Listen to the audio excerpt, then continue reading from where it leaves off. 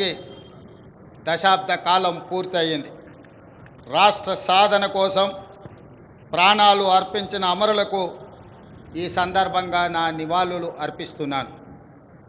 6 దశాబ్దాల మన కలను నిజం చేసిన నాటి ప్రధానమంత్రి శ్రీ మన్మోహన్ సింగ్ గారికి, నాటి యూపీఏ చైర్పర్సన్ శ్రీమతి సోనియా గాంధీ గారులకు తెలంగాణ సమాజం తరఫున ప్రత్యేక కృతజ్ఞతలు తెలుపుతూ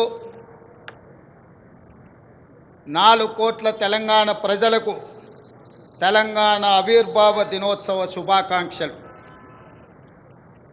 స్వేచ్ఛ తెలంగాణ జీవన శైలిలో భాగం.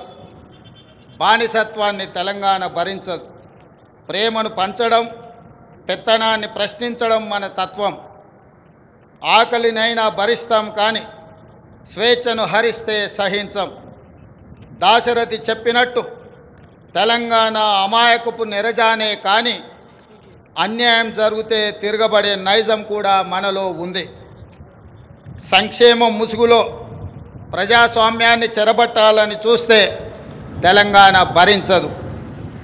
ప్రాంతేతరుడు ద్రోహం చేస్తే పొలిమేరల వరకు తరిమి కొడతాం. ప్రాంతం వాడే ద్రోహం చేస్తే ప్రాణాలతోనే పాతి పెడతాం అన్న కవి కాళోజీ మాటలు అక్షర సత్యాలు. మిత్రులారా, డిసెంబర్ 7, 2023న ప్రారంభమైన ప్రజాపాలనలో స్వేచ్ఛ పునరుద్ధరణకు మొదటి ప్రాధాన్యత ఇచ్చాం. ముళ్ళ కంచెలు, ఇనుప గోడలు తొలగించాం.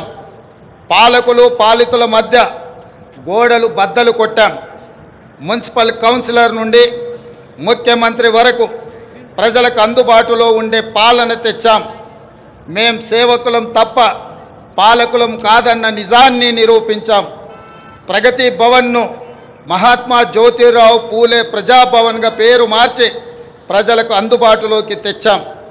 అక్కడ ప్రతి మంగళ శుక్రవారాల్లో ప్రజావాణి కార్యక్రమాన్ని నిర్వహిస్తున్నాం.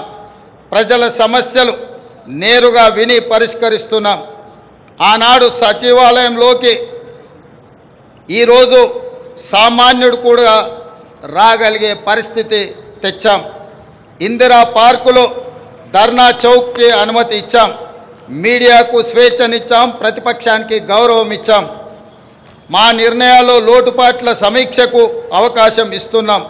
తప్పులు జరిగితే సరిదిద్దుకోవడానికి సిద్ధంగా ఉన్నాం. మేమే సర్వజ్ఞానులం అన్న భ్రమలు మాకు లేవు. అందరి సలహాలను సూచనలను స్వీకరించి చర్చించి ముందుకు వెళుతున్నాం. ప్రజలకు స్వేచ్ఛ, సామాజిక న్యాయం, సమాన అవకాశాలు ఇవ్వాలన్నది మా ప్రభుత్వం యొక్క ప్రాధాన్యత. జూన్ 2, 2014 నాడు తెలంగాణ భౌగోళిక ఆకాంక్ష నెరవేరింది. అంతటితో మనము లక్ష్యం చేరినట్టు కాదు. ఉద్యమ లక్ష్యాలు, అమరుల ఆశయాలు సాధించిన నాడే తెలంగాణ సాధనకు సార్థకత వస్తుంది. దశాబ్ద కాలం అన్నది ఒక మైలురాయి. ప్రజల ఆశలు